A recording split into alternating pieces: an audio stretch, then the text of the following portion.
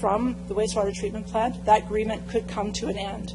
There's no guarantee that Western Potash will draw or that they will be a long-term sustainable customer of the wastewater treatment plant or for the treated effluent. Should the city be able to enter into multiple agreements with other companies for future sustainable, there would be more opportunity for future sustainable markets. The administration believes there's an opportunity for a mutually beneficial agreement between the City of Regina and Western Potash Corporation. And I would be pleased to answer any other questions you might have after the delegations have spoken. Thank you very much, Ms. Gizmo. To you, delegation, you now speak. You have 5 minutes for your presentation. If you could identify who you represent and maybe questions afterwards. Thank you. Good evening, ladies and gentlemen. My name is Chad Novak, and I am here representing the Saskatchewan Taxpayers Advocacy Group, which is a grassroots organization proudly standing up for the rights of individual taxpayers. I am here to address the request by Western Potash Corp for a payment extension and contract renegotiation. Something that I am very proud to be responsible for is ensuring that our city provides fair and equitable treatment to all taxpayers of Regina. What is being asked of residents this evening is neither fair nor equitable for them, and I would ask that you vote to keep and strictly enforce the terms of the original legally binding contract. I cannot stress this point enough. This is a legally binding agreement to which all parties are assumed to have understood any and all risks at the time of signing. Therefore, the liability of any potential risks should fall completely on Western Potash and not on the taxpayers of Regina. It is our opinion that a legally binding agreement should be adhered to and enforced at all costs, unless and only unless extenuating and unforeseen circumstances arise. Further to this point, it is our view that a simple fluctuation in the market demands ought to be a very well-recognized and assumed risk borne by Western Potash when they entered into this legally binding agreement just a few short years ago. Now, I know for certain that Regina taxpayers did not sign any such documents agreeing to assume that risk. If they did, they most certainly would have negotiated an entitlement to a higher portion of the financial rewards that could come from a well-run and successful potash mine in Saskatchewan. Now, I have to wonder, Western Potash has had 5 years already, and yet they knowingly waited until literally the last minute, December 6th of 2016, when the penalty was coming into effect December 31st of 2016, to request what I would call a major change to the agreement. It is not as though these quote-unquote market fluctuations happened overnight, and at the very least, they ought to have known long ago that construction wouldn't get underway by the deadline. Now, why should taxpayers be okay with a 3-year extension, which is being asked of them tonight? Why should taxpayers be okay with forgiving the hefty penalties that are included in the legally binding agreement signed by the City of Regina and Western Potash? Surely, Regina residents deserve better respect for putting their trust in our elected officials and city administration to manage this contract. Finally, in the interest of fairness for all residents of Regina, if you do feel the need to approve and gift the renegotiation and payment extension of this legally binding contract, I would ask that could you please let me know where I can apply for the same consideration for my property taxes and water bills. I thank you for your time this evening, and I will gladly answer any questions you may have. Thank you, Mr. Novak, for your presentation. Other questions? If there are none, you can return to the gallery, and we'll move on with a communications from Greg Vogelsang from Milestone Potash, Western Potash Corporation. He is here to answer questions only. Are there questions of the delegation? Councillor Donald. We'll bring up the delegation first. So Vogelsang, for the record, if you could identify yourself and who you represent. Thank you. My name is Greg Vogelsang. I'm the project manager for Western Potash Corp in Regina. Councillor Donald. Thanks very much. Welcome, and thanks for taking some questions. So Thank you. Maybe I'll just start with the basic question. So there's an offer of an extension. Tell me maybe why you would ask that and what benefit it is to you. Yeah, good question. The reason that we're asking for it is that over the past several years, the dynamics of potash mining have changed a lot. Western Potash has remained diligent in doing our work towards, creating the project, the milestone project, as we call it. In the last 3 years, we spent in excess of $10 million to keep the project going. And in the last 11 months, we've sort of refocused the project on what we call a pilot project. It utilizes a different mining technology, not used in Saskatchewan to date. And so that new technology utilizes much less water than what is required from the original design that's included or discussed in the original terms of the contract between Western and the City of Regina. So much less water is required, that's all. Okay, thanks. So to the best of your knowledge, whether it is potash or other types of mining, do you know of anybody else that's using treated effluent as their water source as compared to lake or stream or whatever? I'm not aware of anybody else using treated effluent for industrial purposes. I mean, it's not to say that it's not happening. It may be. Not in Saskatchewan, and not so much in the mining industry in Canada. But it may be used. It's not prevalent, though. If you were not able to get treated effluent from the City of Regina and you still needed some source of water, can you give me an idea what likely you would look at for water? Yeah. For the pilot project, so the pilot project is just a small-scale pilot plant, and that only requires about 1,000 cubic meters of water per day. So we'll be using groundwater for that. Pending the success of the pilot project, we would then expand it to probably 3 million tons per year and requiring about 18,000 cubic meters per day. And if we did not get treated effluent from the City of Regina, we would have to use fresh water from probably Buffalo Pound Lake, which is the closest supply source. Thanks for that. The notion of 45-year contracts is new to me. That seems like a long period of time. Can I get you to comment on that from your perspective? Yeah. The 45-year contract was in the original, or the 45-year term was in the original contract, and that is based on the mine life of the original project. So we had resources and the process plant that we were designing under the original project would last about 45 years, and so that's where that number came from. For the pilot project, we would have to take a look at that. Pilot project life is 12 years. We think that after 2 or 3 years, we will have the technology proven up and then start working towards the expansion. So, but anyways, that's where the 45-year number came from. Thanks for that, and I recall that discussion. I'm curious, just based on what you've said so far, would you see that in fact the 45-year life of the resource that's there right now might not be the right number? If you're going to start small and build up, would 45 years still be the reasonable number, or could it in fact be extended? It could certainly be extended. We know that there's hundreds of years of resources there, but it's really difficult to plan beyond. Sure. Even beyond 45 years is stretching it. So, what I would see is renegotiating the contract and whatever the term of that is, and then taking it from there. Thank you. I have one last question. Don't pretend to know a lot about potash production, but one of the things I remember reading or hearing is that sometimes the water that's used, treated effluent or lake water, whatever, can be used more than once in the process. Could you just comment on that from what you're trying to do? Yeah, absolutely. We certainly would be recycling the water. To recover the potash, we use a large evaporation pond. So to dissolve potash, you need hot water. So we dissolve it, and then we put it in a large cooling pond, or a large pond on the surface, and then it cools down, and the potash precipitates back out, and recover it with a dredge. All of that water is recycled. There is some loss through evaporation, but the net is that we would need about 1,000 cubic meters per day, but we process, or we circulate much larger volumes than that because of recirculation and recycling. Good. Thanks for the information. Thank you, Councilor O'Donnell. Councilor Brashani? Thank you, Mr. Vogelsang, for answering our questions tonight. I just have one question in regards to the building of the plant. So what is the time frame, the timeline around that? Because with potash, right now it's kind of in of low. So kind of what is the plan for that? Yep.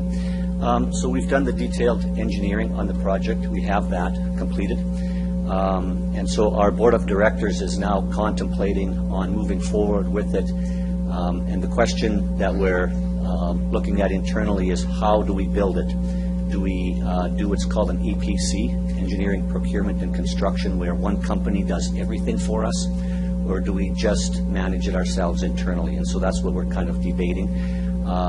We expect that there'll be a decision in March of this year, so another month and a half or so.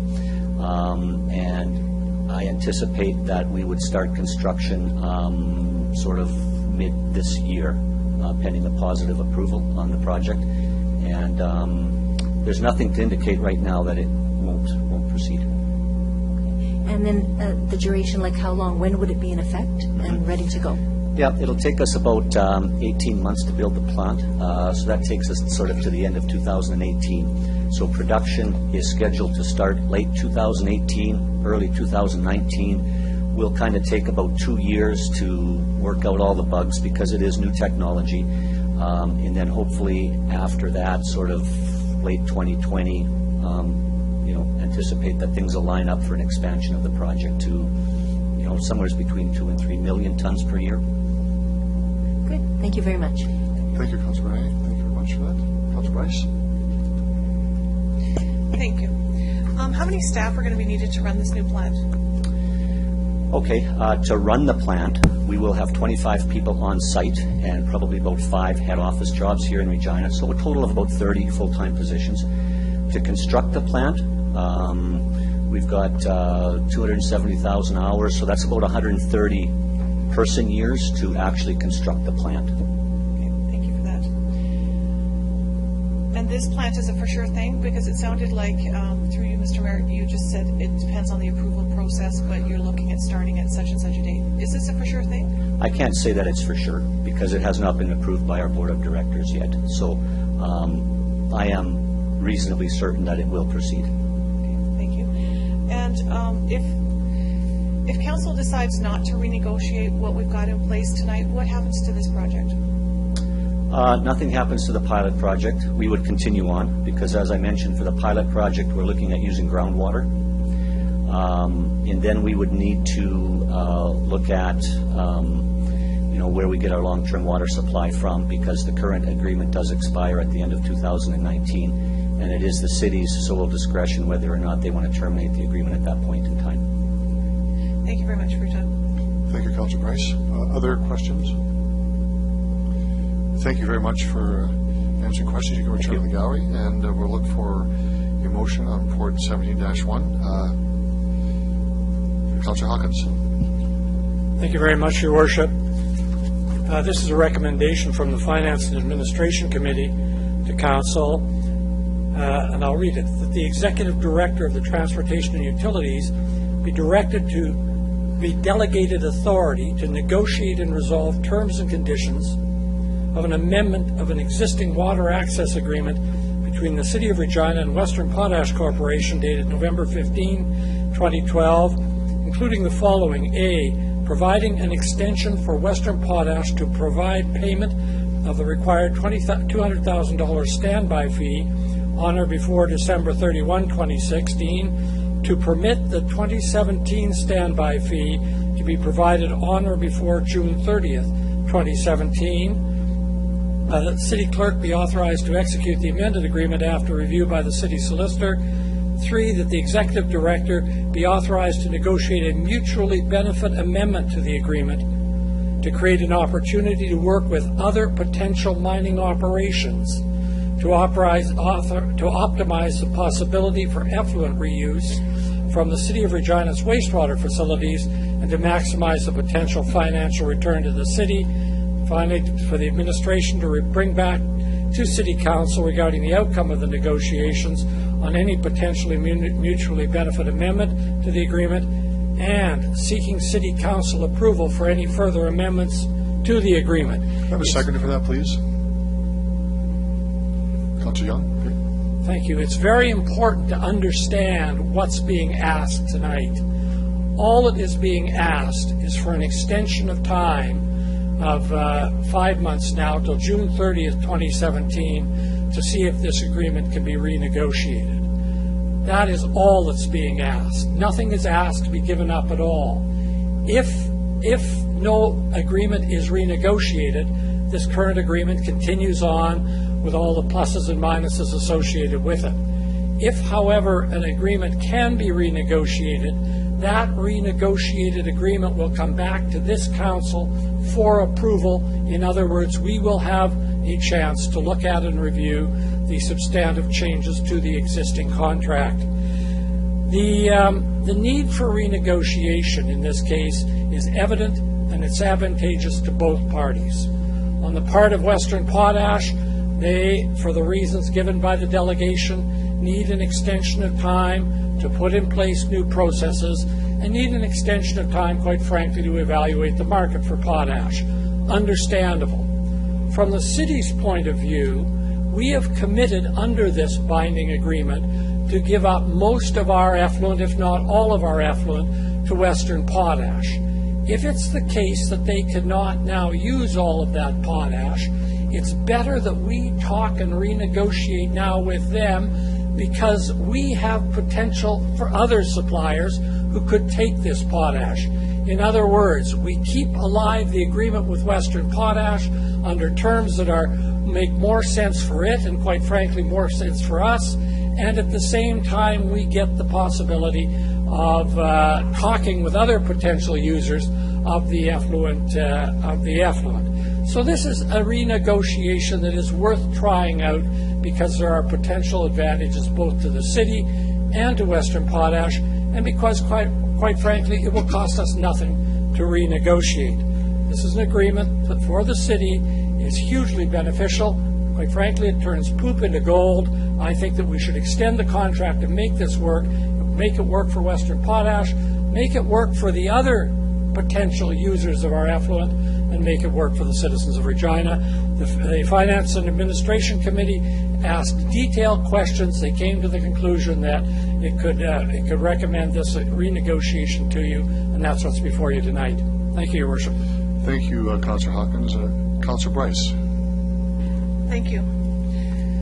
Prior to the finance meeting, I went into that meeting thinking this was a great deal when we negotiated it. I remember being excited at the time when we negotiated a good partnership and a benefit to all of the citizens of Regina, having this extra money come in for basically supplying our effluent treated to the potash company.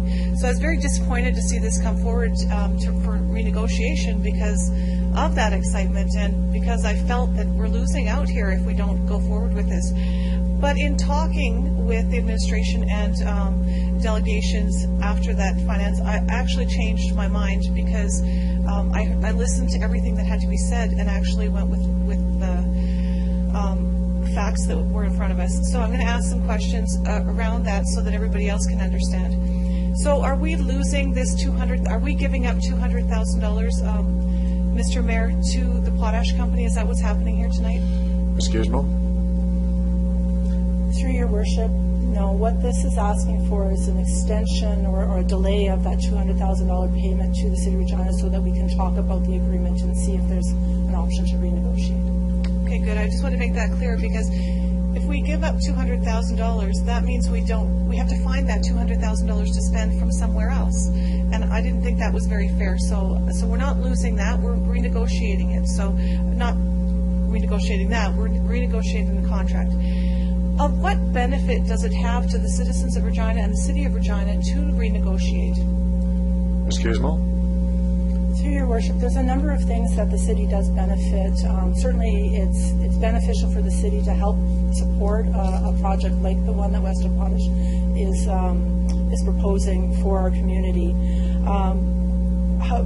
Addition to that, we don't sell our effluent right now. There was no market before we entered into this agreement with Western Potash, and so it does create another commodity that can be used by the potash industry. The current agreement with Western Potash, as has been stated already, uses up the majority of our quantity of effluent that is produced on a daily basis. And because of that commitment, we cannot entertain any other offers from companies that may also be interested in treated effluent for their businesses. So a renegotiation of the contract will allow us to put in an amount or allocate an amount that's more appropriate for what Western Potash is entertaining for their mine, and have additional effluent to potentially negotiate with other contractors or industry. Thank you. So, that being said, have we had anybody, through you, Mr. Mayor, approach us asking about the treated wastewater? Ms. Gizmo? Through your worship, yes, we have. We have not been able to enter into any negotiations with them at this time. Perfect. Well, not perfect, because it's nice to negotiate and make some money for the city so that we don't have to... Anyways, we all know that. What happens if we don't renegotiate? Ms. Gizmo? Through your worship, the existing contract still is in existence. As the agreement states, the next payment or the next milestone in the agreement was a $200,000 payment.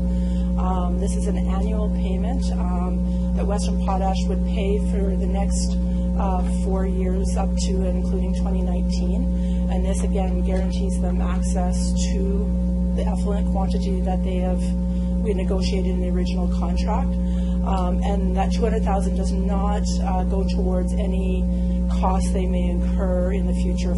For example, if they start drawing water and the cost for that water. So if they didn't renegotiate, and from what I heard from the delegation, they would basically sort of hold off on the pilot project because they would be using other water, hold off till 2019 and not draw on it, making it so that this contract could be null and void. Am I correct? Ms. Gizmo? Through your worship, the contract has a commitment. If they were not to fulfill that commitment of paying the $200,000, certainly there would be conversations between the city and Western Potash. Certainly one of the outcomes of that could be a termination of the agreement. Okay. Thank you. I still think this is an exciting opportunity for Regina. Other than the partnership, of course, as I said, it's income bringing into the city of Regina money that we didn't have before. I think it's in our best interest as a city to renegotiate so we can come up with something that works for both of us. So in 2019, this doesn't stop. It continues on as long as possible. That's my opinion on this. Thank you. Thank you, Councillor Bryce. Councillor Murray. Thank you, Your Worship. This negotiation seems to be mutually advantageous. We're in a situation here where we have the potential to take effluent and use it in an environmentally friendly way. And outside of that, bird in the hand is better than two in the bush. Thank you. Thank you very much. Very concise. Councillor Stevens. Well, thank you very much. I would also like to thank the delegation for attending this evening and providing us some useful information. I have some questions about other aspects of the report, and it actually has to do with the environmental impact. And I know that this is actually covered in here. In the report, it mentions very explicitly that we're in the quarter of the province where there's limited water resources. Could you explain to me what effluent is, and what is it when it comes out of that plant? Would it otherwise be going back into our existing water system? Ms. Gizmo? Through your worship, effluent is the treated water that comes out of a wastewater treatment plant. Currently, our treated effluent is discharged into the Wascana Creek and goes downstream. So while we're talking about turning poop into gold, in fact what we would be doing is commodifying water, which would otherwise be put back into the water system. Ms. Gizmo? Through your worship, that's correct. And we've mentioned here the discussion about environmental thoughtfulness and where this water is actually being used, but in fact it's going to be taken out of the water cycle, is it not, if it's put into solution mining? Ms. Gizmo? Through your worship, yes, if the full quantity of effluent is supplied to this mine or other industries, then yes, there would be this water would not be put back into the water system. And to that point, in the report it also mentions here, citing the OCP, and this part kind of surprised me, and I was hoping someone could walk me through this, is that selling effluent and water which would otherwise be put back into the water system improves the health and safety of this city and the region. It's not quite clear to me how this aligns with the OCP or actually improves health and safety. Ms. Gizmo? Through your worship, I believe what that's inferring to is that we aren't putting, so when you put effluent back into the water treatment, while it is treated, it's still not of the same quality, say, that rainwater or natural water is. And so there, by keeping it out of the system, you do keep some of those, I don't want to call them contaminations, but some of those things you don't want in your water system in the water system. My concern also is going down this path. Are we not saying that there's a financial incentive to keep the quality of the effluent where it is rather than improving the quality of that we put back into the water system? So we're selling dirty water, commodifying it. We create a revenue source for us. Does that not then create a financial incentive to not improve the quality of water as it's treated? We do have federal provincial regulations on emissions, so that has to be met. We can't circumvent that, but Ms. Gizmo, you may have more to say about that. Yes, through your worship, irrespective of what we do with the effluent, when it leaves the wastewater treatment plant, it does have to meet regulatory requirements. Additionally, the industries that may want or desire to use the effluent do want it of a certain quality. They likely will have to do additional treatment, but they will want it of some standard quality as well to be beneficial to them. So I think both the regulatory and their interests would require us to treat to a high standard. I guess my final question to this point is does this not create a financial incentive, again, for us to commodify more of our water resources and what's recognized here as a drought-prone area of the province? Ms. Gizmo, I think you might have just answered the question, but go ahead. I think so. I'm not sure what else I could add. I think it is beneficial to have this opportunity. It's certainly something we haven't done before. Thank you. Thank you, Councillor Stevens. Other questions or comments on the report? Councillor O'Donnell. Thanks very much. I'm going to go back to Ms. Gazno. Pardon me. Just to reiterate one thing. So the memory that I have is that we've been treating water for an awful long time in Regina. In fact, I had a staff member tell me we've been doing it for 100 years, so that might be a bit of a stretch, but it's been a long time. But at no time have we ever reused that water. Is that correct? Never sold it, never benefited from it. Ms. Gizmo. Through your worship, not to my knowledge. Good, thanks very much. And I'm going to remind, I think I would have mentioned this on the floor of council before, but remind you that I represented not only council but SUMA at a meeting of the Upper Capel Water Valley situation about water and about how much water that we would want to have that would come into the city of Regina to look after our needs and our resources. And that water in the area, Buffalo Pound and beyond, is controlled by the Water Security Agency. And so I thought the delegation did a great job. If he was not getting this water, where would he go? Likely to Buffalo Pound, as are other plants. What I heard as well from here is that they will reuse the water and use less of water because they're introducing a different system. That's no small feat. Regulation for whether or not the plant can own and operate is provincial. They're looking to us for a secondary source of water. Secondary, I'm saying that from not what we either would call potable water or from the lake. What was interesting to me when I went to this Upper Capel Valley meeting was that there are great drains on this water source from other potash plants and from agriculture. Agriculture greater than all the others combined. I think we have a unique opportunity here to not only bring revenue to the city of Regina, but to have another look at a different source of mining for one of our resources in the area that uses less water and uses water that, for the most part, has no other use. I'll be supporting this. Thank you, Councillor O'Donnell. Other speakers?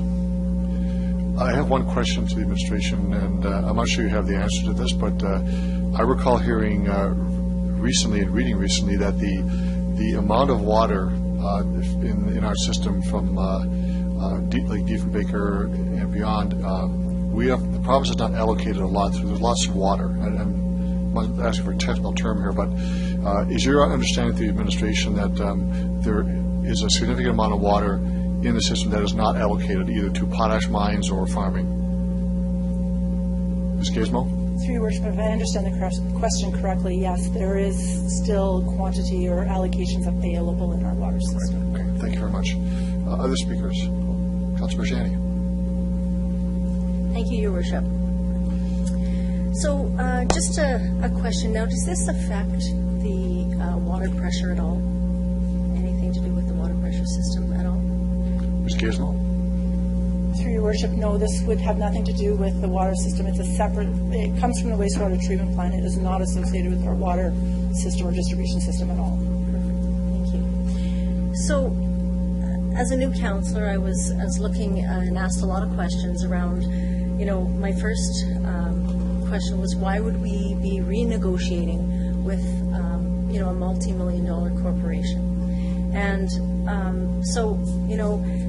when we answer to the taxpayers, we know exactly that when we're looking at, I guess, from their perspective, there's people out there that are going to have some pay decreases and taxes could go up, and the economy, which is exactly where the potash industry is right now as well.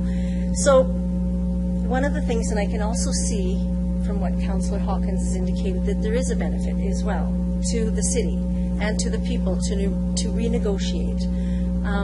But the word renegotiate to me means lowering the amount of money. And I think when I look at this contract, this is a 45-year contract. So I guess, I propose that when we're looking at, we can call it renegotiate or we can call it deferring the amount of money that is owed from potash to the city that is maybe looked at paid over a certain amount of time rather than decreasing the amount of what they owe to the city. Therefore, it is a win-win. It then gives the city an opportunity to engage other partners to look at using that wastewater fluid as well. So those are some of the things that I know I would feel better about when it comes back, and I understand it will be coming back to council for approval, but is that something that administration, when negotiating, will be looking at and will consider? Ms. Gizmo? Through your worship, there's a couple ways I can answer this question. When we entered into an agreement with Western Potash, they paid us $500,000. That amount was set out as just to provide them access. And if they were to draw before the end of 2016, it would go towards some of their future purchases of water. But it doesn't account for what they might buy over that 45 years. That would be addition and over above. We would look to establish an agreement that was probably similar in nature. It would, while it might lower the quantity that they will buy over the life of the mine, we would still look to ensure that the city's interests are taken into consideration when securing an allocation of water that is tied up and couldn't be allocated to anybody else. I hope that helps. Thank you. One more question, Your Worship. I think that, thank you for that response, but I think there's also one more piece that I think that when we're looking at the amount of money, that's what it kind of comes down to, and Councillor Bryce had commented, if we reduce that amount, then that means that we lose somewhere else. So in that fact that when we are looking at renegotiating, that I would hope that the amount of money that has been signed to in the agreement is deferred over time, and the city then would not lose. And I think one point that I'd also like to make is this is a 45-year contract. Potash is low now, but any type of business, there's ebb and flow. It goes up and down. So I hope that we're all in this together, and knowing Potash, they do a lot of great work and they give back to our community, and that I think that knowing that working together, that we could be able to come to an agreement, to negotiate, to work together on behalf of the city and Potash, so we both win. Thank you, Councilor Barshani. Are there other discussions on the report? Before we vote on this, there's a bit of housekeeping I want to do. I need to receive and file on CP 17-1, just to get that housekeeping out of the way. A motion to receive and file, please. Councillor Hawkins, a seconder, please. Councillor Bryce, all those in favor? Opposed, carried. To get that out of the way, now the vote on 17-1. All those in favor? Opposed? It's carried. Next report is the Mayor's report on FCM, the Big City Mayor's Caucus meeting. Can I have someone to introduce that, please? Councillor O'Donnell. Seconder, please, for that. Councillor Bryce. I'm going to ask the Deputy Mayor to take the chair for a moment, please.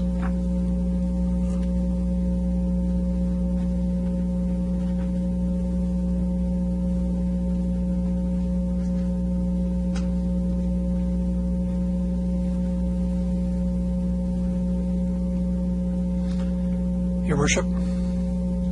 Mr. Deputy Mayor, for this, and members of council, this report is, as you'll see, is a great summation of what was discussed at the meeting in Ottawa on January 20th, meeting with the Big City Mayor's Caucus, 22 of the largest cities in Canada, with the Prime Minister and staff from the Minister of Infrastructure.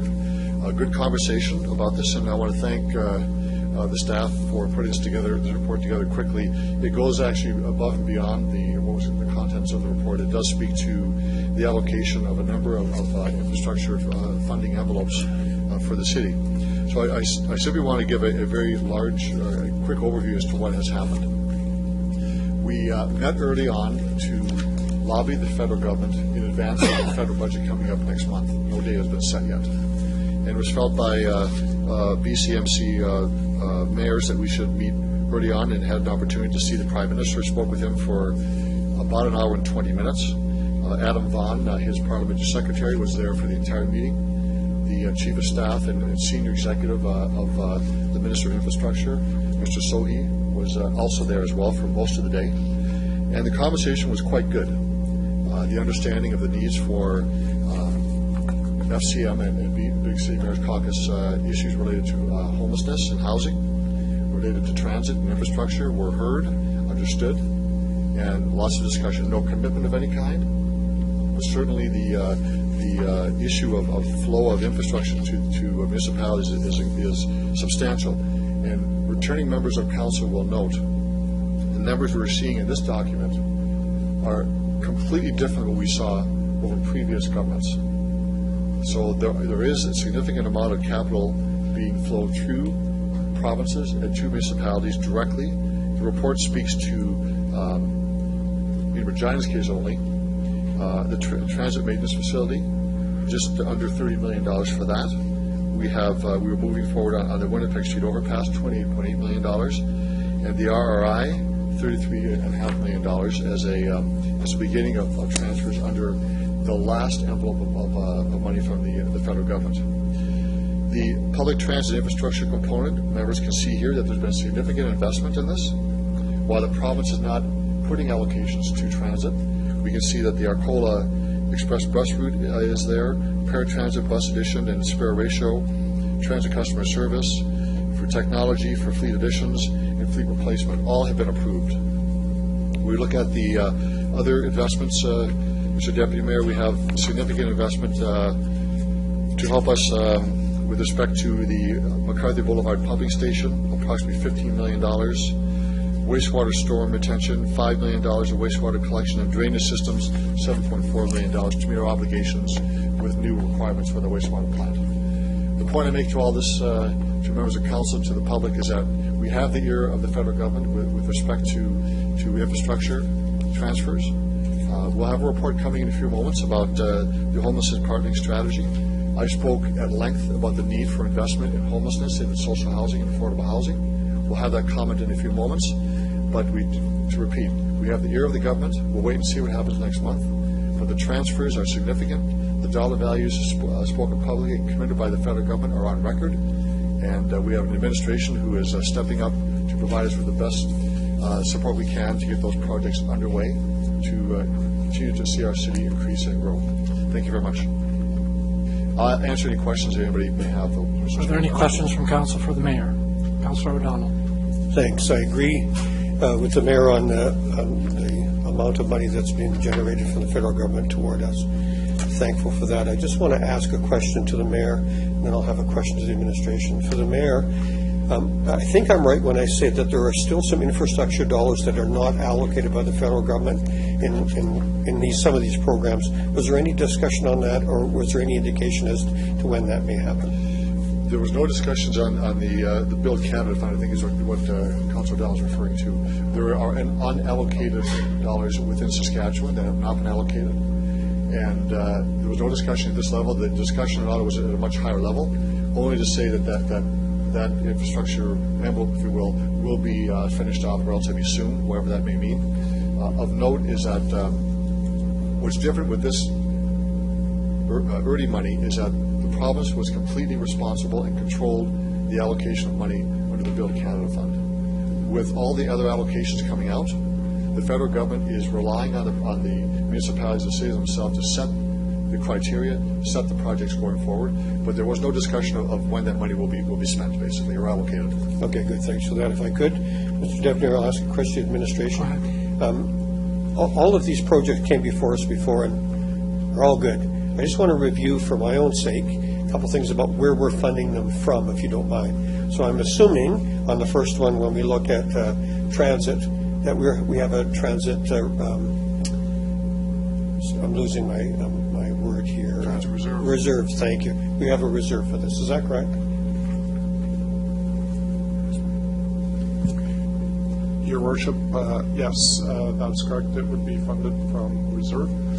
Good. And same with the pumping station, water, stormwater, those would come out of the utility reserve. Am I correct? Yes, correct. The utility reserve. Good. Thanks. That's what I just wanted to confirm. Thank you very much. Other questions for the mayor from councillors? Councillor Stevens. Feels weird talking to someone right next to me like this. Thank you very much for the update, and I really appreciate and commend you for the focus on social housing, homelessness, and those other issues. Part of this report also includes mention of the opioid overdose crisis. I'm wondering if perhaps there is thought of a federal strategy around dealing with this. I know Toronto and Vancouver are cited here specifically. Was there more conversation about it? Thank you for the question. Yes, there was. At the end of the meeting, it was added on to, as soon as we got together, we realized certainly from Vancouver, Toronto's area, the opioid issue is significant, and particularly Vancouver is in dire straits. What is not in here, but certainly was passed, was a motion accepted by Big City Mayor's Caucus for the federal government to have a task force, a national task force, to deal with this issue. And it was agreed to by all members of the committee unanimously, and we're now looking at which mayors want to be on that commission to do the review. We discussed directly with the Prime Minister about this issue. He directly spoke of the issue of the urgency of the matter, and would want to have the provinces more involved, because health delivery is a provincial issue, although it is funded by the federal government as well. So there seems to be a coming together of the forces to look at this, and we'll see what happens in the coming months. But the sense of urgency in Vancouver, or I say BC because it's not just Vancouver, and Toronto is significant, and we'll see things happening quite soon. Thank you. Other questions? Thank you very much, Your Worship. Thank you.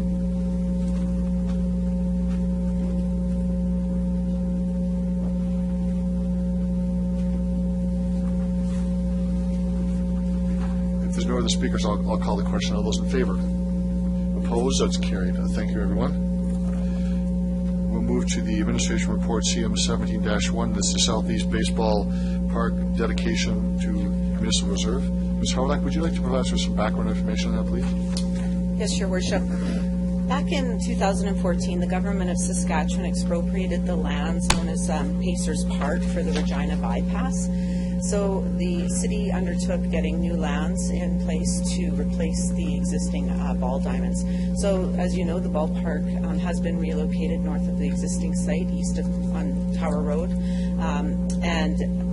One of the things that we would like to do is dedicate this parcel of land as municipal reserve. The reason why we want to dedicate it as municipal reserve is to ensure its long-term use as a recreational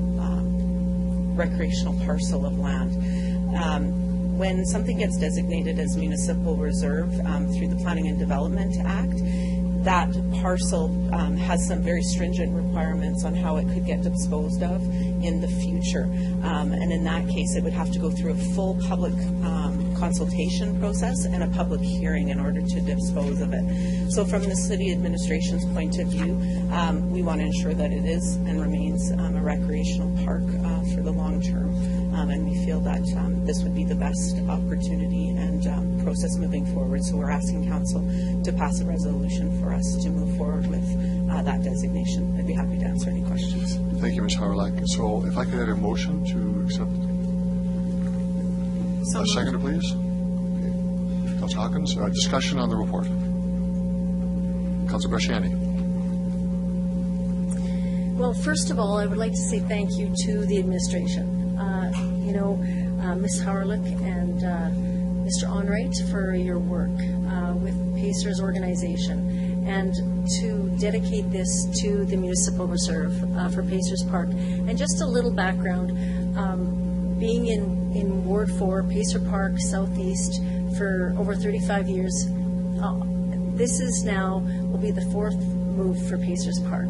So truly I want to say thank you to the city for designating it in this way. So, this could hopefully be their final home. And with the many volunteers, and I remember planting those little trees in the last place that we're at, and the families that come together to make it work. But now, truly, just want to say thank you for moving this forward and getting the park up and going, because it will be a state-of-the-art. So, again, I just want to say thank you for this on behalf of the Pacers and the city, too. So, thank you. Thank you, Councillor Brasciani. Other speakers to the report? All those in favor? Opposed? That's carried. Move on to Executive Committee reports. 17-2, the Buffalo Pond Water Treatment Corporation election of directors. Councillor Hawkins. Thank you, Your Worship. This is a recommendation from the Executive Committee to Council that the financial officer as the city's proxy be authorized to exercise the city's voting rights in Buffalo Pound at the upcoming membership meeting to elect the following individuals to the Board of Directors: Ben Boots, a 3-year term expiring in 2020, Darrell Posen, 3-year term expiring in 2020 as well. The City of Regina and the City of Moose Jaw hold voting membership rights in Buffalo Pound as part of the membership agreement that we have with Buffalo Pound. We can vote members onto the board. We delegate that right to city administration, and that's what this motion is all about. I might just add that at the Executive Committee, we look closely at the professional credentials of these two gentlemen. They were excellent, and the Executive Committee was satisfied that they would do a fine job on the board of the Buffalo Pound. Thank you, Councillor Hawkins. Can I have a seconder for that, please? Councillor Bryce. Discussion on the report. All those in favor? Opposed? Carried. Next report is the Truth and Reconciliation Commission calls to action. Councillor Hawkins. Thank you, Your Worship. This is an important recommendation from the Executive Committee to City Council that the City Manager provide a progress report on Reconciliation Regina to the July 5th, 2017 meeting of City Council. This arises out of a March 2016 motion by the Mayor, where he moved a referral motion, unanimously supported by Council, to direct the City Administration to report back to the Executive Committee at the end of December on the potential actions that the City might take arising out of the calls for action in the Truth and Reconciliation Commission report. The City has now done work on that. They're reporting back tonight, and then this would call for them to report back to Council on July the 5th. Very briefly, because it's set out in great detail and interesting detail in the report before Council tonight, the City is recommending 3 things. First of all, they've supplied an inventory of all of the actions that the City currently takes by way of reconciliation and outreach dealing with the Aboriginal community. There are 17 actions in total listed. Many of them will be familiar to Council, but they're important, and they include everything from the Manawatusan Center to education of public servants in the history of Aboriginal people, and a whole variety of other important to the renegotiation of the partnership protocols with the File Hills Quebec Tribal Council, 17 actions that we currently take to extend our hands to our partners. The second thing that's recommended is that through a program which has been called Reconciliation Regina, we reach out to leaders in the Aboriginal community and other stakeholders who have knowledge about our relations with the Aboriginal community. We seek their advice and counsel. A learning cafe for that purpose has been established, which will take place at the end of March. That's a second important initiative.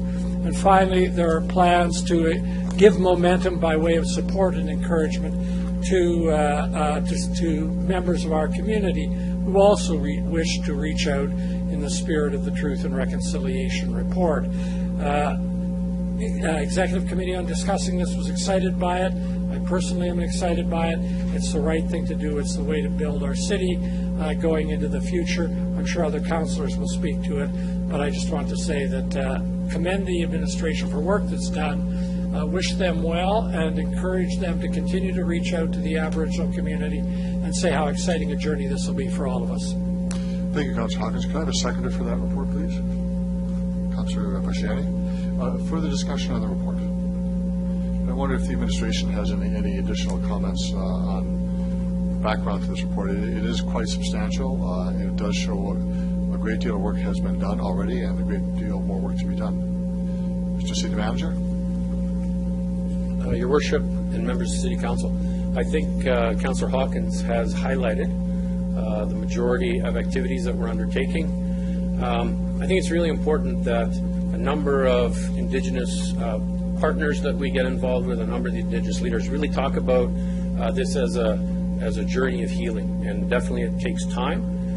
I think that the work we're doing and the community champions, we're recruiting and gathering organizations from across the community to participate as a part of Reconciliation Regina. And at the end, we believe that we will have a truly made in Regina solution for how we can gain a better understanding, awareness, and really an appreciation for the journey that we need to move forward in terms of healing. So we look forward to bringing you a further report in terms of the outcomes of those consultations early in July.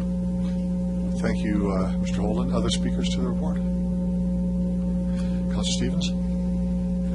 I'd also like to applaud administration for the rigor that you have already put into this process. I think you do need to be applauded for the work that's been done so far. I have a few questions here, specifically for human resources, and it relates to recommendation number 57, which is highlighted in the report here, specifically around the education of public servants on history of Aboriginal peoples, history and legacy of residential schools, treaty rights, and so on. I understand that you've already engaged in the crafting of diversity training and so on.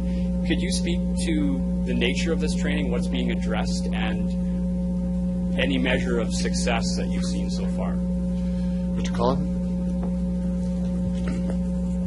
Thank you, through you, Mr. Mayor. In 2016, the organization undertook diversity and inclusiveness training. We've only offered 3 sessions to date, so it's a little early to tell what sort of impact we've had. We've not been able to measure that. I can tell you that the nature of the training is quite broad and speaks to diversity and inclusiveness overall. Through the 2017 year, we are planning and developing a diversity and inclusiveness strategy overall within human resources, and I think that presents an opportunity to focus our diversity training a little bit more directly in response to the recommendations of the CRT. Thank you. A follow-up question here. There's been some discussion in the media about the renaming of streets, and I know it's not explicitly mentioned in here, and there are separate protocols for dealing with that, but I'm curious about the extent to which this process around truth and reconciliation will be sensitive to that issue, and whether or not there might be some special consideration for renaming streets in alignment with the TRC. Has any thought been given to that? Mr. City Manager?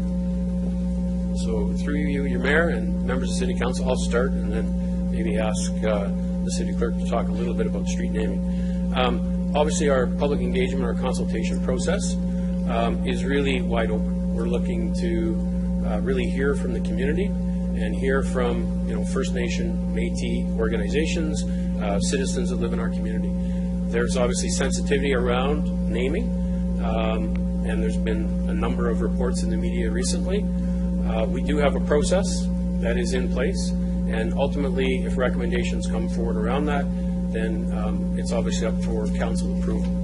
So I'm not sure if Mr. Nicola has more to comment or not in that regard. Mr. City Clerk? Thank you, Your Worship, members of Council. Councillor Stevens, there's a process. We have the Civic Naming Committee, which has the mandate and authority to recommend names of streets. Having said that, when a request comes forward to rename a street, there's a lot of considerations that need to be taken into account, particularly the number of addresses. It may impact the longevity of the name, et cetera, et cetera. Having said that, when that happens in the process, it's my understanding, because I've never been privy to a name change like this before or being contemplated, anyone who's affected by it can make their case. That does not necessarily stop a name change from happening, but what it does is it flushes out a process whereby everyone's concerns or objections may be heard, or there may be unanimity that that's a great idea. And then that recommendation would also be brought before council, because ultimately, regardless of the decision of the Civic Naming Committee, it is the ultimate prerogative of council whether it wishes to direct that a name be changed, complete with whatever implications that may arrive with. Thank you. And my final question, if there are community groups that want to be part of the stakeholder engagement process, is there a point person in the city, or would it simply be through Service Regina asking to be involved with this discussion? Mr. City Manager? So through you, Your Worship, Sheila Harmadiak is our Manager of Intergovernmental and Indigenous Relations. She's the person from the city. She's the one who's reaching out and making contact and recruiting and establishing what we call the community champions for Reconciliation Regina. But the easiest way is if there is someone that wants to learn about the process, get involved in the process, then definitely if they go through Service Regina. 777-7000. I use that number all the time. Thank you. It's a good commercial. Thank you very much. Thank you, Councillor Stevens. Other speakers to the report? Councillor Bryce. Thank you. I just want to add my 2 cents as well. Thank you for the report. It's exactly what we were asking for, so I'm very happy to see it here. I just want to let you know how respectful I feel this is, and I look forward to it moving forward as soon as possible. Thank you, Councillor Bryce. If there are no other Councillor Young. Thank you, Mr. Mayor. This is the kind of expansive report and activity that a lot of people are interested in and want to know about. I've had at least 2 organizations from my ward who have asked me what's been happening with this, and so this is a really wonderful report because it tells us what the Truth and Reconciliation Commission said. It tells us what we are going to do going forward. But I'm wondering if there's a place where we can put a brief synopsis of what's happening, so that the general public can follow this if they choose to do that. And then I also understand you're going to be bringing things back to us, so that will put it back on the agenda and people will see what's going on. So thank you for all this work, and I want to keep it in front of people so that they know what we're doing. Thank you. Thank you, Councillor Young. Other speakers? Councillor Vendera. Thank you, Worship. Through you, a question would be about naming streets in Cree. How would that work? This is not necessarily part of the report, Councillor Vendera. This is more the reconciliation call to action. Is it? Okay, well, go ahead. Okay, I'm asking a That's question. a bit, it's on the edge. Okay. But I'll allow like living on the edge. Okay. Go ahead. Oh, thank you, Your Worship. With respect to Councillor Fendura's question, I ruled it's in order, but just go ahead. I asked. Go ahead. What's your question? Naming streets in Cree. How does that work? Go ahead. Thank you, Your Worship. Further to Councillor Fendura's question, It's along the lines of what Councillor Stevens was asking with respect to street naming. We've had in the public and in the media, there have been requests to name a certain street, to have that name changed. We're also getting some interest that's starting to swell now with respect to interested parties looking to name streets, similar to what was done in the Heritage area with Chinese names on street names. It's been suggested to have consideration be given to naming streets with Cree names alongside the English names. So just to let Council know, that's another initiative that may be coming depending on what transpires in the next few weeks. Okay. Councilor, do anything else? Okay. Other speakers? Call the question. All those in favor? Opposed? Carried. Councilor Hawkins on the 150th Canada 150 Community Infrastructure Program approvals. Thank you, Your Worship. Again, this is a recommendation from the Executive Committee to Council that the following projects be approved for funding as part of the Canada 150 Community Infrastructure Program. 1, rehabilitation of 4 spray parks. 2, upgrading of lighting in 4 indoor ice arenas. And 3, upgrading of lighting at the Lawson Aquatic Field Center. 2, the Council grant the City Manager and designate the authority to negotiate and approve the contribution agreements for these projects. And 3, that the City Clerk be authorized to sign the applicable funding agreements. This falls under the category of all checks gratefully received. On December 20th, 2016, the Honourable Ralph Goodale, Minister of Public Safety and Emergency Measures, and the Mayor held a news conference in which they announced several Canada 150 community infrastructure projects for the city. There were 4 in particular that there were 4 that I mentioned. 1, the rehabilitation of the spray parks, 15 spray parks in the city altogether. 4 are high priority for approval. Gawkey Park, Spray Park, Maple Ridge, Park Ridge Park, and Rick Hansen Optimist Arena. $500,000 to upgrade those, $250 from the Government of Canada, $250 from the City of Regina. The second was upgrading and lighting 4 indoor ice arenas, Murray Balfour, Jack Hamilton, Clarence Mahan, and Jack Staples. Again, this is lighting which will improve the surface playing area, and also because it's LED lighting will be energy efficient. Cost split between the federal government and the city, cost of $373,000 in total. And finally, upgrading of lighting at the Lawson Aquatic Center and Field House. Aquatic Center was constructed in 1974. The changes are needing to the lighting equipment to bring it up to date, and this will enable that to happen. Total project cost $400,000 split between the city and Regina. So this is a good news story. It's a good news story because it means our facilities will be upgraded, and it's a good news story because we'll reduce our energy consumption. I'd ask Council's approval. A seconder for that, please. Councilor Bryce. Discussion on the report. Councilor O'Donnell. Thanks very much. Like everything that I see here, to the administration, is this the only funding under this program? Are we done after this? Mr. Holden. Your Worship and members of City Council. So that's it for this funding, but we did receive previously through this same Canada 150 funding $200,000 in the summer of 2015 for the Northwest Leisure Centre renovations. Thank you. Thank you, Councilor O'Donnell. Other questions, comments? All those in favor? Opposed? That's carried. Next report is the tentative agreement with QB. And before we have that report go forward, I would ask the administration to provide some background on this. Mr. Cullen, or the city manager, either one.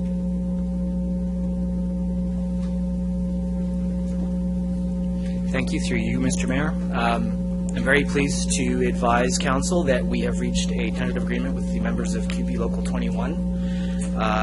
A report has been prepared for Council, but to highlight some of the more significant aspects of the agreement, there was a general wage increase of 1.9% annually for the years 2016, 2017, and 2018. There was the introduction of a management rights clause, changes to articles pertaining to death and disablement, as well as workers' compensation benefits, a clarification on the number of paid union representatives that attend grievances and committee meetings, revisions to the numbers of union staff that will participate in collective bargaining, as well as the creation of a health spending account for QP employees, enhanced provisions around bereavement leaves, and paid medicals for employees requiring a Class 1A or 3A license. I would like to punctuate that our agreement was obtained within the mandate set by Council, and therefore we ask and recommend your approval. Thank you, Mr. Cullen. Councillor Hawkins. Thank you very much, Your Worship. I move that on behalf of the Executive Committee that the tentative agreement reached with QB Local 21 be approved. I just might like to say this, Your Worship. Both the union and our administration did a very, very fine job negotiating. They brought in an agreement that is fair to both sides, that will improve working conditions, that will promote good relations with our employees. We're very fortunate to have with our employees such a good relationship, and that's something that we should be proud of, and we will continue to work to make sure that that good relationship is sustained. So this is a good news story. We have good labor relations. We have a fair agreement to the city, to its taxpayers, and especially to our workers, and we'd urge approval. Thank you, Councillor Hawkins. A seconder, please. Councillor Young. Further discussion on the report? All those? No. Councillor Young. Thank you, Mr. Mayor. I think we said this at the Executive Committee meeting, but on behalf of Council, I would like us to extend our thanks to everyone who sat at that table, both union and employees, for the job they did. And really, one of the most important things in this report to me is that you made progress on building a positive relationship with one another. And so if you could give that kudo to all the people who sat at the table on our behalf, Mr. Mayor, would that be appropriate? It would be appropriate. Thank you, Councillor Young. Councillor O'Donnell. Very much. I want to echo and agree with the sentiments of positive. This is about relationship with the people that work for us. This is about a relationship for the people that work for the residents of Regina on a daily basis in the face. But I also have to say this. There's been a commitment by Council, both previous Council and this Council, to make sure that our staff are looked after and treated well. And the foundation to that, to me, is the pension plan agreement that we had. That was something that we applauded before, and I continue to applaud. I'm very grateful. Thank you. Thank you, Councillor O'Donnell. Councillor Flagel. Thank you. And I want to just go back a little bit too. Back in 2003, 4, and 5, when I first came on the scene here, our former manager would sit there rubbing his forehead and his face, and he'd be getting all red because he couldn't figure out what they were going to do next to get these contracts done. And it was I don't recall that. Oh, yeah. I was going like, is he going to have a heart attack or what? Because his face was going to explode. He was so frustrated with the way things were going.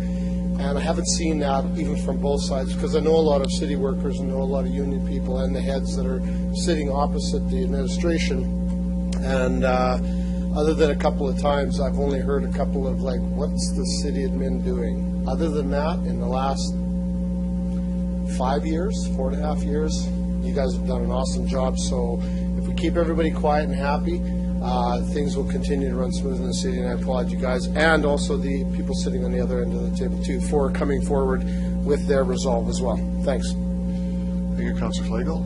Other speakers to the report? All those in favor? Opposed? Carried. Move to information reports. We have two of them on the whole business partner strategy, and then the semi-annual closed executive committee items. A motion to move those forward. Councillor Hawkins, seconder, please. Councillor Price. Discussion on either report. Councillor Hawkins.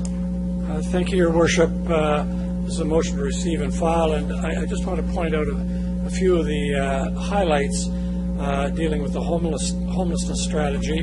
Homelessness is, of course, a federal responsibility, and the federal government has a federal and a provincial responsibility, and the federal government has provided $2 million to the city to work with our private partners on this, the YMCA, to improve the homelessness situation in Regina. There are several notable things that have been done over the last 2 years, and I just wanted to mention these by way of reminder. The first, and there are others, but the first is in May 2015, there was a point-in-time account which identified 232 people who were enumerated that night as being homeless, many young, 0 to 73, 0 to 24 years of age. 75% were Indigenous, that starts to give us some kind of a picture, however incomplete, of homelessness in the city. And that point in time count will be repeated this coming May. The second thing I want to point out is that the homelessness strategy conducted through the YMCA is part of a homelessness first philosophy. The philosophy says, rather than denying a home to a person as they are moving through steps to become more and more self-sufficient, rather than proceeding in that way, the idea is that we provide a home, a decent home, so that a person that's going through rehabilitation, going through overcoming drug or alcohol addiction, going through finding a job, at least has a good home base from which to start. It's a strategy that's been successful in other communities and now is a strategy that's being tried out in Regina. A pilot project is already in place with Phoenix Residential Society. They were selected and awarded $400,000 to put that homelessness first strategy in place. This is all good news. This is an important social problem to be dealt with, and the Housing Commission, the Mayor's Housing Commission, will continue to monitor the implementation of this. Thank you, Your Worship. Thank you, Councillor Hawkins. Councillor Bryce. Thank you. I just want to say that I feel that homelessness causes many issues for people. And I think the first step in a person having good health is them having a good home. So I think us making steps towards that is beneficial for the health of our community. So that's... Thank you very much. Councillor Burry. Thank you, Mr. Mayor. What I want to speak to you about the homelessness strategy that we currently have here and we're seeing is at the Police Commission in the public segment, we talked about a particular individual who had over 100 interactions in the span of a year with the RPS, and since being put into a home and being able to be stabilized, they've had since then, I believe it's 2 interactions. So that's a success story, and I just wanted to highlight that. Thank you. Thank you, Councillor Burry. Other speakers? Councillor Hawkins, if you... Oh, okay, Councillor Shandy, you saw your hand go up. Go ahead. Thank you.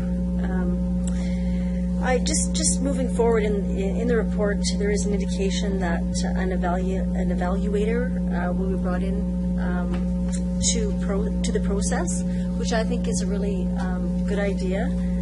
Just to ensure and evaluate how the housing first and the rapid rehousing efforts to ensure the progress.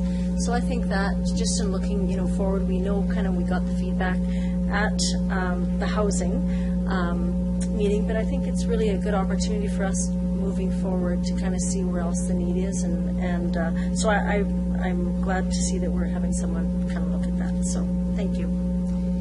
Thank you, Councillor Shandy. Other speakers?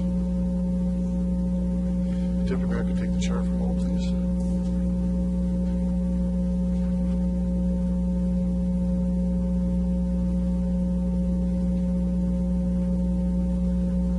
Your Worship.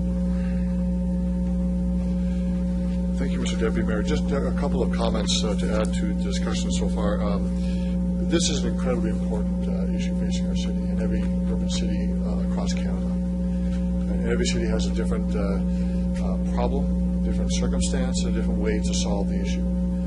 So members have read the report. It's been made public. So I just want to talk about process for a moment. And I want to thank Janice Solomon, who has recently retired from the city, who was the original chair of the Community Advisory Board and gave a tremendous amount of energy and excitement to that position, and also was resourced to the Mayor's Housing Commission until her retirement. This report isn't her report, but she was involved with virtually every aspect of this report. And I want to thank her publicly for that, and the administration as well, the rest. Ms. Howard, like you and your staff, have done a great job of putting this together. This is a comprehensive report that really talks about first of all, how important homelessness is in our city, and the groups that are involved with trying to solve this problem.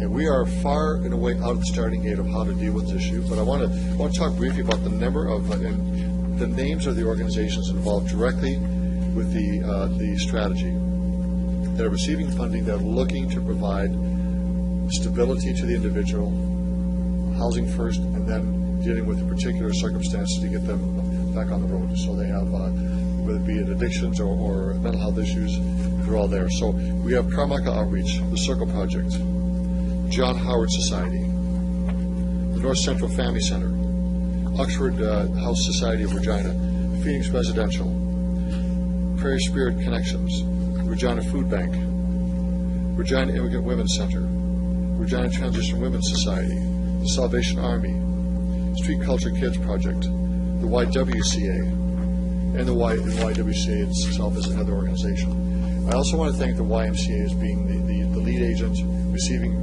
federal money under the 5-year plan from the federal government. Last point I want to make is that this issue, as I spoke earlier, was a significant issue with Big City Mayor's Caucus in Ottawa on the 20th. It will continue to be that way. We've asked the federal government for, I believe it's about $18 million over the next 7 or 8 years to provide housing for social housing, below market housing, and homelessness. That message is not lost on any city mayor in Canada or the federal government. The challenge here and the opportunity is to bring the province in, who also is responsible for housing as well, so that we together solve this problem. Thank you. Thank you, Your Worship.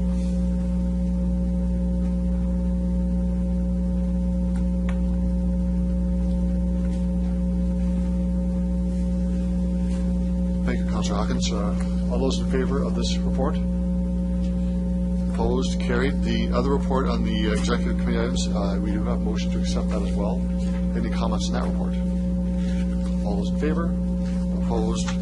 Carried. 2 motions. These are notice of motions, and of course they're not being debated tonight. They're simply given notice that at the next meeting of council we will be discussing that. Councillor O'Donnell has 2 motions. Councillor O'Donnell, you have the floor. Just because it's a different process, just a question first. Do I need a seconder now? No, this is simply Just read it. notice, so we're not debating it. Yeah. Okay, seconder comes later. Thanks. First one I'll read is on the City of Regina property tax billing. Whereas the City of Regina is legislated to administer the property tax process within its jurisdiction, and whereas tax collection is done on behalf of the Regina Public Schools, Regina Catholic School Division, and the Regina Public Library, and whereas providing one bill to property owners does not provide sufficient separation or where the collected funds are distributed, therefore be it resolved that City Council approve, beginning with the 2017 budget, recipients of property tax notices receive 2 bills. One will stipulate the property tax for both the municipal portion of the property tax and the library portion of the property tax. The other will stipulate the education portion of the property tax and will clearly state that while the City of Regina is the agent for collection, all education property taxes is currently remitted directly to the Regina Public Schools and Regina Catholic School Division. Respectfully submitted, Michael Dell. Okay, and you read 17-2 as well. Thank you. This one also is City of Regina property tax billing. Whereas the City of Regina is legislated to administer the property tax process within its jurisdiction, and whereas tax collection is done on behalf of the Regina Public Schools, the Regina Catholic School Division, and the Regina Public Library, and whereas property taxpayers should be provided full information on where their tax dollars go, Therefore, be it resolved that City Council approve for the 2018 tax year, recipients of property tax notices receive a single-page information sheet that will address the average residential property tax bill for a City of Regina property that provides a breakdown of the amount that average household will pay for city services by stating the dollar amount for the largest city services, including but not limited to police, fire, capital expenditures, development services, recycling, community development, such as parks and recreation, and general government costs. Respectfully submitted, Michael Donnell. Thank you very much. No debating. This is notice for our next meeting of council. Thank you, Councillor Donnell. Move on to bylaws and related reports. CR 17-6, implementation of a code of ethics bylaw. Thank you very much, Your Worship. This is also from recommendation from Executive Committee. Deals with 2 matters, really. One is a new ethics code of ethics for City Council, and secondly, the procedure by which that code will be administered. I'll briefly summarize the recommendation and ask for a seconder. That the City Solicitor be instructed to prepare a code of ethics bylaw respecting council members that meets the following requirements. A, includes a mandatory code of ethics pursuant to the Cities Act regulations. B, sets out process for dealing with violations of the Code of Ethics bylaw, as well as sanctions for violations of the bylaw as outlined in this report. And C, creates an independent position of an integrity commissioner to do the following. 1, provide the advisory function to members of council on questions of compliance with the Code of Ethics bylaw. 2, assess, investigate, and conduct inquiries as to whether a member has contravened the Code of Ethics bylaw. 3, determine and report to council as to whether the member has violated the Code of Ethics bylaw. And 4, make recommendations on the appropriate sanctions where there has been a violation. The second clause, that the administration be authorized to manage the 2017 costs of the Integrity Commissioner from the existing resources, and that a budget request of $50,000 be made through the 2018 budget process for the purpose of funding services of the Integrity Commissioner. 3, that the city solicitors be instructed to commence, it's subject to the concurrence of the city clerk, be authorized to negotiate and engage the services of an Integrity Commissioner or commissioners as outlined in this report for a period of up to 4 years on either a retainer basis or an ad hoc interim basis. And 4, that the city clerk be authorized to execute the necessary agreement with the Integrity Commissioner or the Commissioner in the form of the approval of the city solicitor. Your Worship, all of this has been triggered by the Barclay report on the conflict of interest matters relating to the RM of Sherwood. The provincial government has, in effect, legislated a mandatory minimum code of ethics pursuant to the Cities Act regulations. This report adopts, with only very minor changes, that code of ethics, which will bind this council, but not at this point the agencies and committees of this council. And the other thing that this all does is it sets out a procedure for administering that code of ethics. Now, there were a number of choices or options that were available for that procedure. The recommended procedure is that an ethics commissioner be appointed. The alternative procedure is that a committee of council itself undertake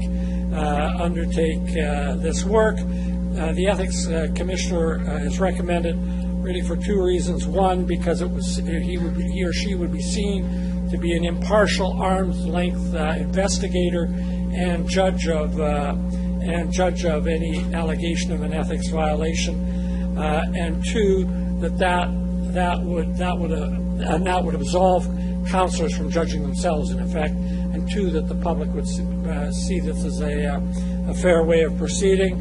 I have, if I might, 2 questions that I'd like to ask the city solicitor, but maybe after a seconder. A seconder, yes, I'd like to get a second to that point. Councillor O'Donnell, go ahead. Thank you. 2 questions for the city solicitor. One is this procedure envisages that the ethics commissioner, following an investigation and evaluation, will make a determination of guilt, if you like, violation, probably a better word, violation of the ethics rules, and that would then come to council for a determination of sanction. My question is, does the authorizing legislation permit an outside party, in this case the investigating commissioner, to make a determination of violation of the ethics rules, or would that be a matter that ultimately has to be decided by council? To the solicitor. Your Worship, members of council, the recommendations in the report contemplate a 2-step process. So the investigation and the findings of culpability, if you will, substantiating the violation would be made by the Integrity Commissioner. That recommendation would then come forward to Executive Committee and Council, and from there, Council would take that finding as made by the Integrity Commissioner and then impose the appropriate sanctions. So to answer Councillor Hawkins' question, it would be a finding of fact by the Integrity Commissioner that would be considered and then acted upon by Council. I want to, if I might, Your Worship, have some precision with respect to this. In finding fact, does the impartial commissioner, is he authorized by legislation and regulation to also make a specific finding of culpability? Mr. Weary? There's nothing specific in the legislation. Council is required to set up a process. So in our view, there's a general power to create the process, and that is the basis of the recommendation that's in front of Council tonight. Thank you. I might add that looks to me like a point of weakness in the system as a whole. I leave it to another day whether anybody would want to challenge that if the matter became litigious. The second question is, would, in terms of disclosure to a counselor for this purpose, disclosure of a complaint, would the name of the complainant be disclosed to the counselor? Mr. Weary? Your Worship, members of Council, the way the reference in the report is made to this on the bottom of page 6, the requirements around a formal complaint would require that the complaint be launched by an identifiable person. So there is a requirement for the name of the complainant to be stated in the complaint form. There would be some discretion on the part of the Integrity Commissioner to protect, and that's what's contemplated in the draft bylaw that will be considered by Council shortly.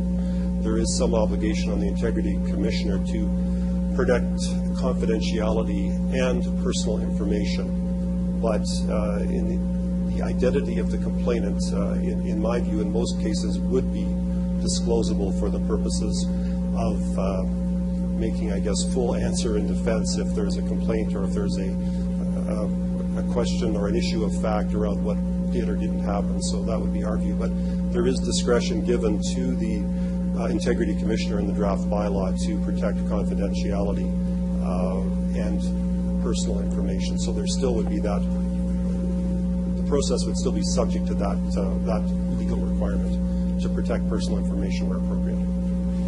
Thank you very much, Your Worship. I'm somewhat comforted by that answer. The whole development of law and law as it relates to moral accusations certainly requires a complainant to be able to stand up and identify him or herself. That was the development by which Star Chamber was abandoned in the 17th century through the Declaration of Rights in England. I think it's an important point, and I think that this will be worked out as full and fair disclosure as rules around that are required. With that, Your Worship, the recommendation from Executive Committee is that this report be accepted. Thank you very much. Are there other speakers to the report? All those in favor? Opposed? Carried. Move to the Snow Routes Pilot Program. Councillor Price. Thank you.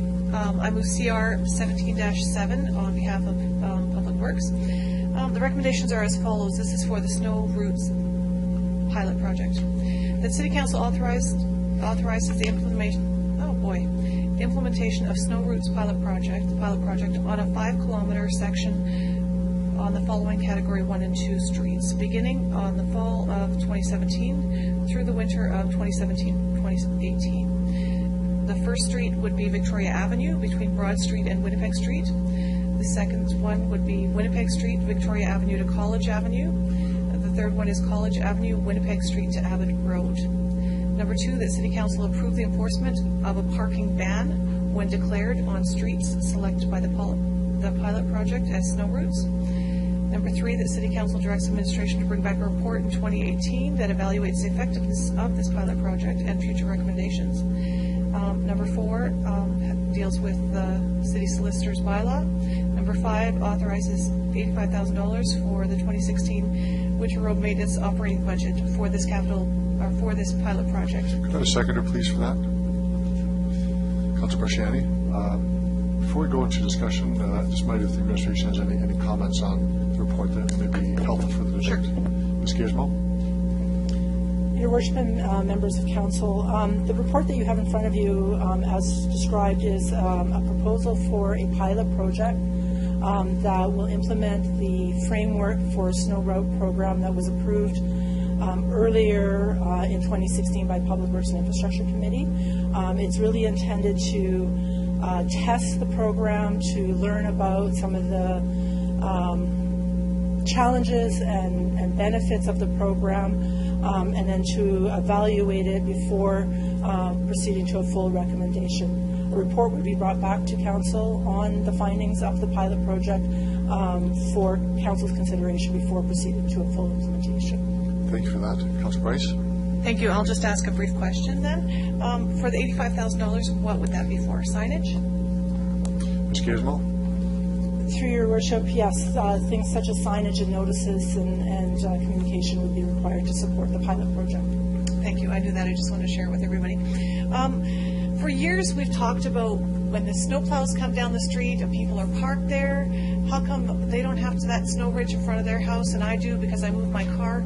We deal with that argument from neighbors every year.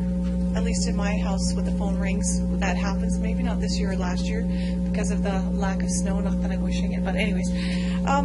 So this is a pilot project to see how it would work if we actually had something in place. So people have to remove their car. So before we put it out citywide, we need to do a pilot project. This is what that is. This is going to bring up all those issues of what do we do with the car when we move it? Do we just move it? Do we impound it? All those sorts of things.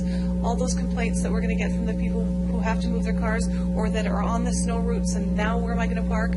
Those sorts of issues are all going to come up during this pilot project. This is time for us to evaluate, is this going to work for the city or not? And if it is, then we will see next year in that report, and we'll see if it's something that will work for our city or not. So I ask you to support this. Thank you, Councilor Price. Speakers to the report. Councilor Bresciani. Thank you, Your Worship. I do have just a question. How are these three routes chosen? Ms. Gizmo? Through your worship, we looked at locations on Category 1 and 2 roads where we do try to achieve plowing in a very quick time frame. And on those Category 1 and 2 roads, we looked for where there is typically on-street parking. So some of the commercial areas don't have the challenge of on-street parking and can be cleared at night very efficiently and effectively. These areas are more residential and have parking all day long, and so it is more challenging to get in there to do some plowing and clearing of the area. Thank you for that. I just want to make a comment that I know was discussed too at our meeting, but I want to ensure that the public engagement is very, very important of how we engage the public. So how are you, or how is the city going to ensure that the public is going to be aware of when these times are, and what resources will you be using for that? Ms. Gizmo? Through your worship, there's a couple different aspects of the communication that we need to do with the public. The first is around awareness of the pilot program. What's the intent of it, and how will we exercise the pilot program? So we intend to use a variety of methods such as mail drops and PSAs and others to notify that this will be a pilot project location and what that will mean for people who park in that area. Secondly, the communication will need to consider how we notify when a parking ban is in effect. So the framework that was selected based on community consultation was a preference to have snow bans only in effect when snow clearing needed to happen, that they would not be in effect all winter long. So those are the two aspects of communication that we need to look at and some of the methods that we'll attempt to use. Thank you for that, because these areas, they're inner city, older areas, so just ensuring that the general public who don't have computers and stuff like that have access. But I think that's great. I think that's just to alleviate any of the phone calls and the complaints. I think that the big key is communication. So thank you. Thank you for that. Before we go to our next speaker, just a question to the administration. I think prior to the last election, we had the administration do some very significant public consultation on the notion of having snow routes, and there were, I believe, open houses that were held. And just if the administration could give a recap as to what was the findings of that, and what was told to the administration over the course of, I think there was 2 or 3 different open houses. Ms. Gizmo? Certainly, through your worship. There was, as you mentioned, a number of open houses that were held in various locations throughout the city. At those open houses, we presented a number of options that could achieve the desired outcome of snow routes, and we did a fair bit of work of explaining what the purpose of snow routes would be and how it would impact the effectiveness of snow clearing. So through those open houses, as I said, there was a number of options presented, and the one that formed the recommendation to Public Works and Infrastructure Committee in June of last year was one that was for a parking ban in effect when snow clearing needed to be done. Thank you for that. Thank you very much. Councillor Hawkins? Thank you very much, Your Worship. I'm delighted to see this. We've been talking about this since the time I've been on council. I know it's only a pilot, but it's a start. I'm satisfied that the pilot will prove satisfactory. One of the things, not this year, but one of the things I've received the most calls about are the failure for the city to require cars to be removed from streets when it snows a lot. I haven't in my 4 years heard anything like a credible reason why we don't do that, given that we do it for street sweeping in the spring and the fall. I have a question for the administration is, when do you anticipate that a pilot project for snow removal on local streets with cars removed will that take place? Can we expect to see that immediately upon this pilot proving successful in this case? Ms. Gizmo?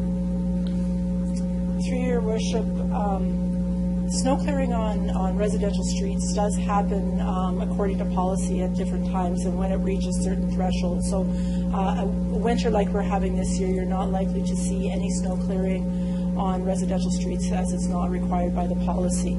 Our first objective will be to first try the pilot. If it works, implement it on all Category 1s, 2s, and likely expand that to Categories 3s and 4s before getting into the residential areas, which is our Category 5 roadways. So it could be some time before we get to that location. Your Worship, that is not the answer I wanted to hear.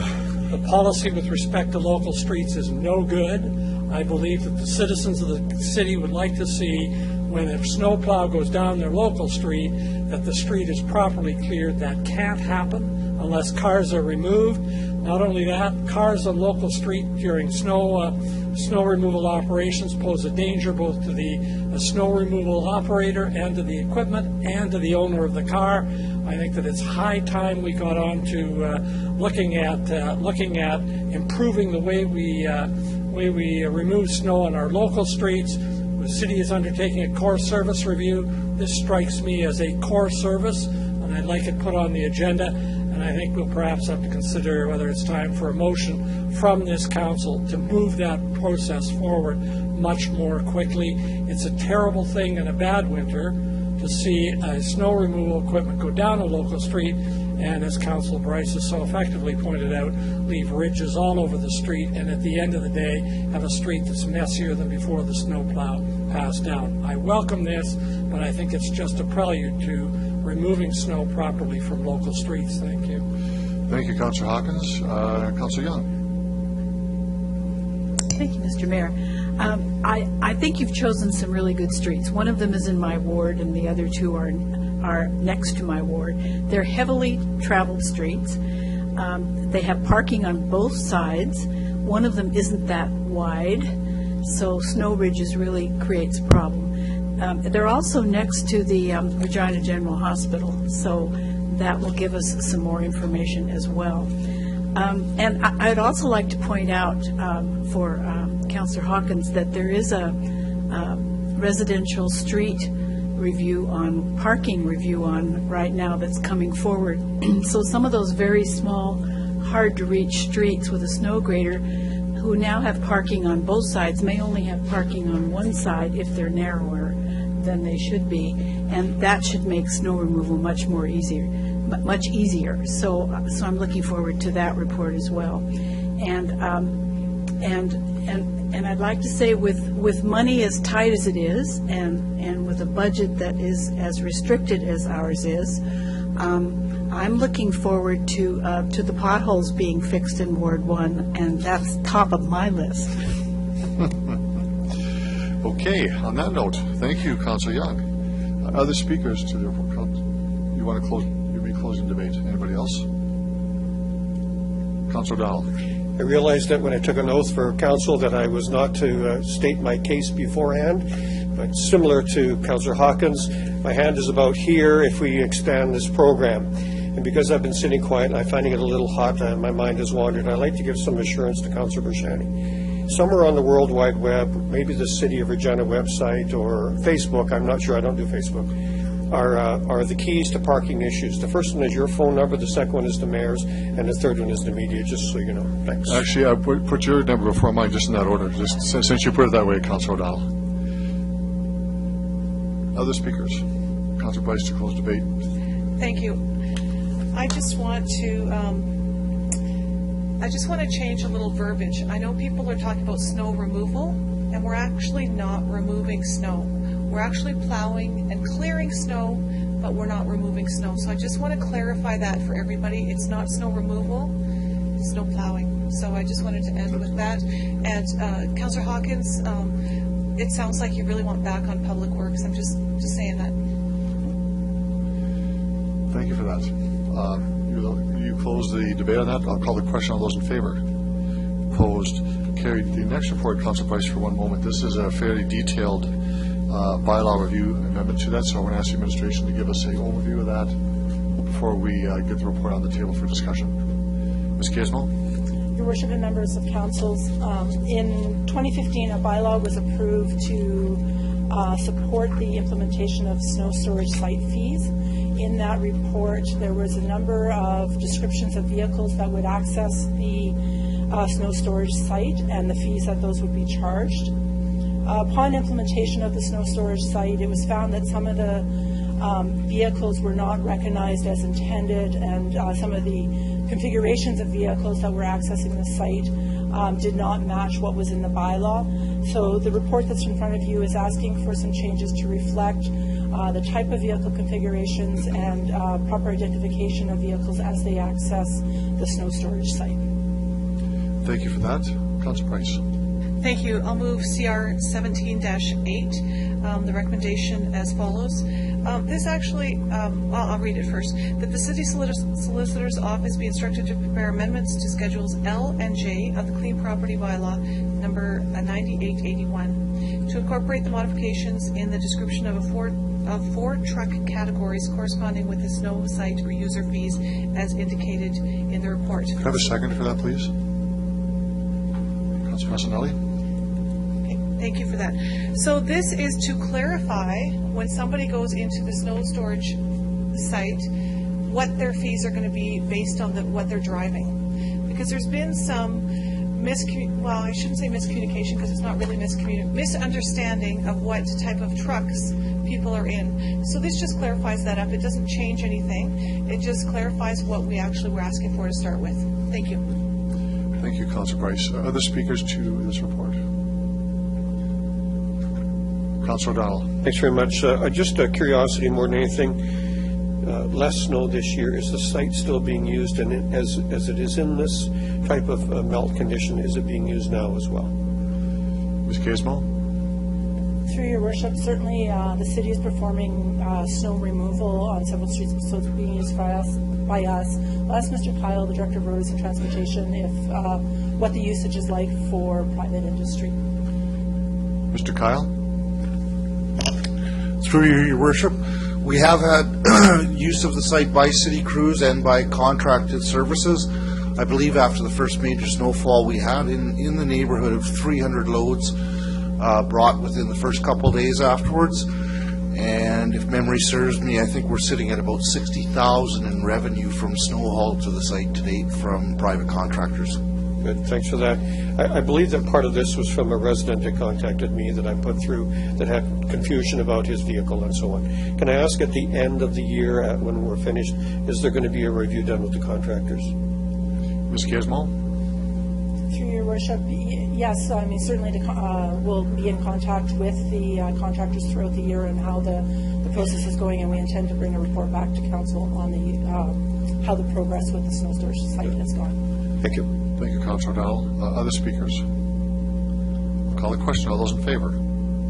Opposed? Carried. We have 4 bylaws. Oh, Councillor don't we have Hawkins. one more recommendation? Oh, that as well. Just did that. Yeah. Councillor Hawkins. Thank you, Your Worship.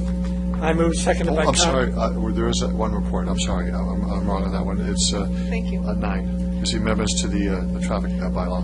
Thank you. Councillor Bryce. CR 17-9, which are amendments to the traffic bylaw, 1997, number 9900. The recommendations are as follows. City Council approve the following amendments to the traffic bylaw, as just before mentioned.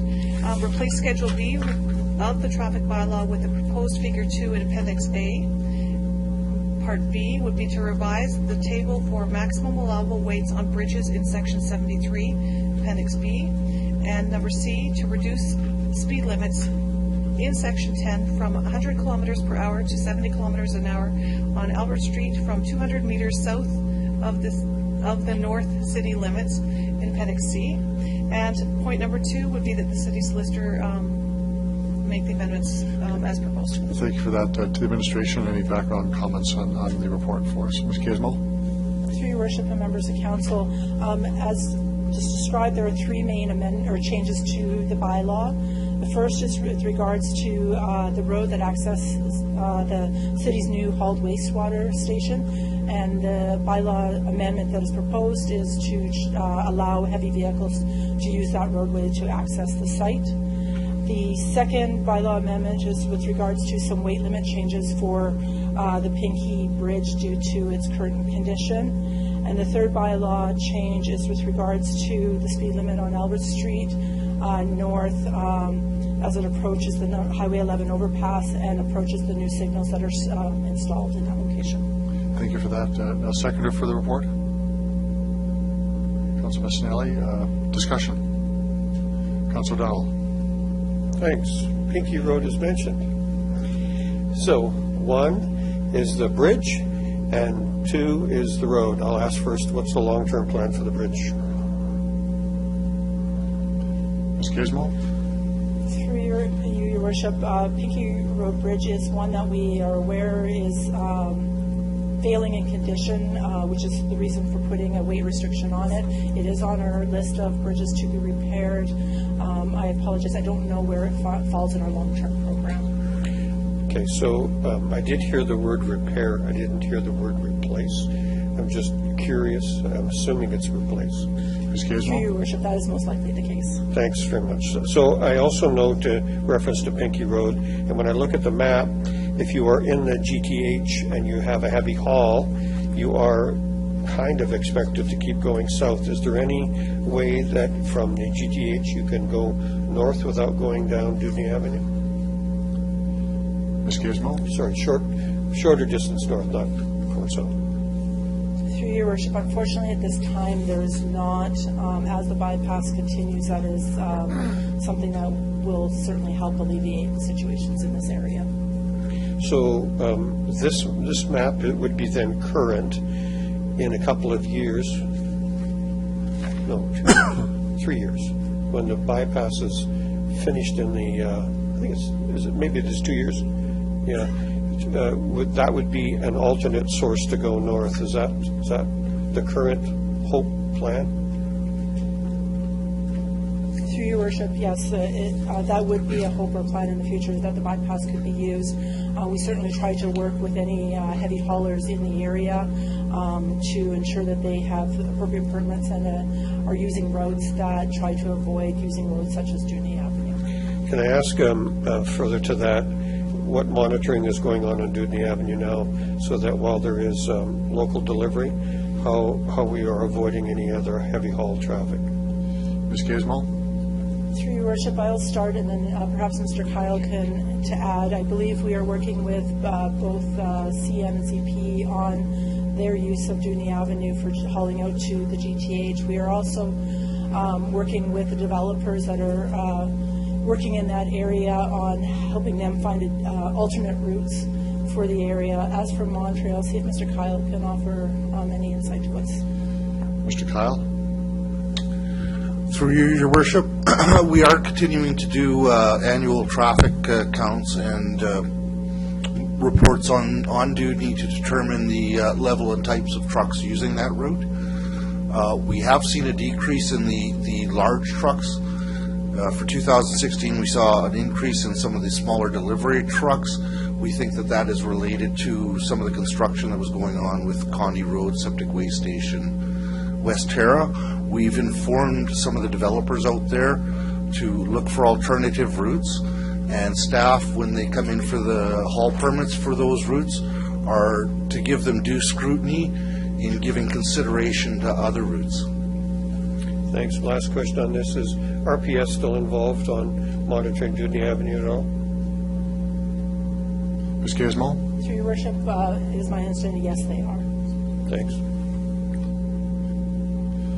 Any other discussions on that? Councilor Young? Thank you, Mr. Mayor. I just have one question. I had some concerns from a community association that some heavy or large trucks are coming into the residential areas for shortcuts to get to some of the malls in that area.